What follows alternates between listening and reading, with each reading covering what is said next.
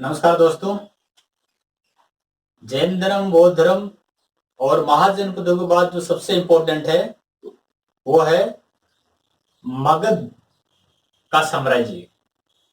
मगध में जो सबसे प्रथम जो अच्छा ऐतिहासिक शासक के रूप से और महत्वपूर्ण जो साम्राज्य था वो था हर्यक वंश और इसके संस्थापक थे बिंबिसार। बिंबिसार का कार्यकाल था, शासन जो था वो 544 से 492 ईसा पूर्व के अंदर था। इन्होंने अंग देश को जीता था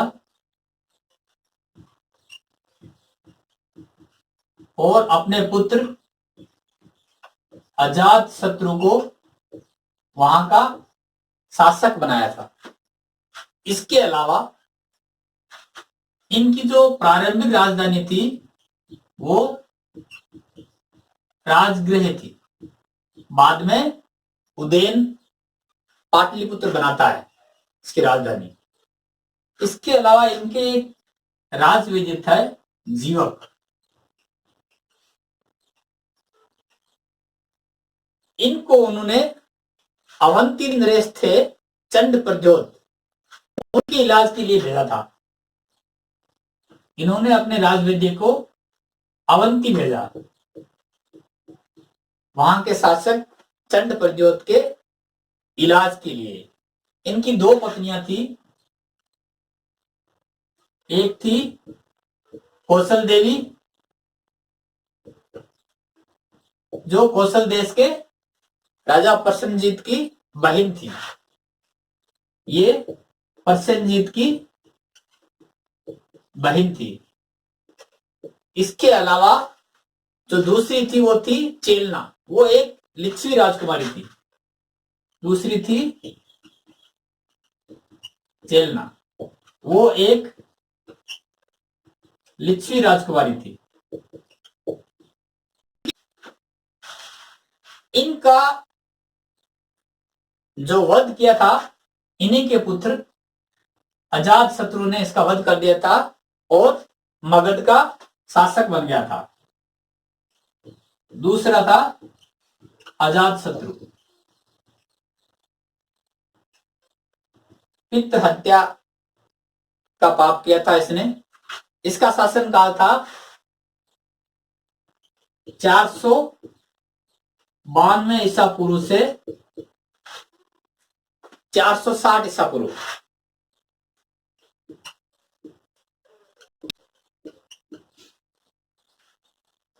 अजात शत्रु को बहुत सारे युद्धों के लिए याद किया जाता है। उस समय इन्होंने काशी और वजी को जीता था। काशी वे दो संघ थे, ये वजी संघ को जीता था इसने। और वजी संघ को जीतते वक्त बहुत ज्यादा मुश्किलें आई थी, तो उस टाइम इन्होंने दो हथियार बनाए थे आधुनिक। एक था रथ मुसल और दूसरा था महाशिलाकंटक। रथ मुसल और दूसरा था महाशिलाकंटक। ये दो आधुनिक हथियार बनाए थे जिससे उन्होंने वजी संघ को जीता था। इसके अलावा इन्होंने जो राजधानी थी उस पर दुर्ग बनाया था और उसको मजबूत किया था। अजात शत्रु को महात्मा बुद्ध के बौद्ध समितियों के लिए भी याद किया जाता है। जो प्रथम बौद्ध समिति थी वो अजात शत्रु के टाइम ही हुई थी। उस टाइम विनय पिटक और सूत पिटक की रचना हुई थी और उनके जो अवशेष थे, भगवान बुद्ध के अवशेषों पर इन्होंने स्तूप बनाए थे। इसीलिए भी अजात शत्रु को इतिहास के अंदर याद किया जाता है। और इसके बाद इनका जो पुत्र था उदयन, उसने इसकी हत्या कर दी और वो मगध का शासक बन गया।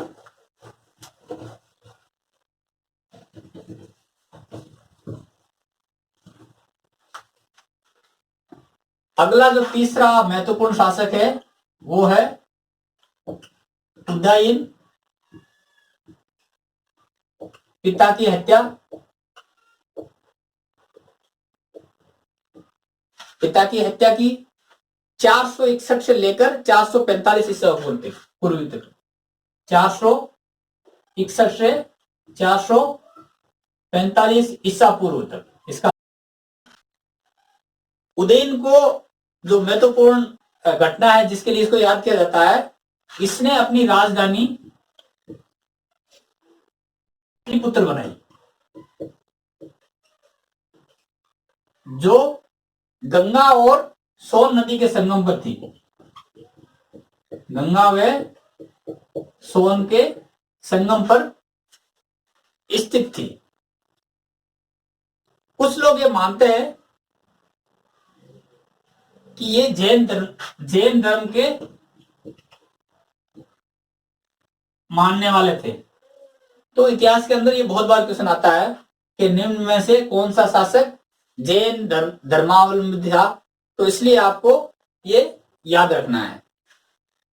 इसके बाद आगे चल के जो यहां का अंतिम शासक है, अंतिम शासक नागदशक या दशक, नागदशक या दशक, इसका अमात्य था शिशुनाग। इसका अमात्य था शिशुनाग। इसने इसको पद से हटा के और मगध पे शासन शुरू कर दिया। इस तरह से शिशुनाग वंश की नींव रखी। मगध के हर एक वंश के बारे में ये एग्जाम की दृष्टि से महत्वपूर्ण जानकारी है। धन्यवाद दोस्तों।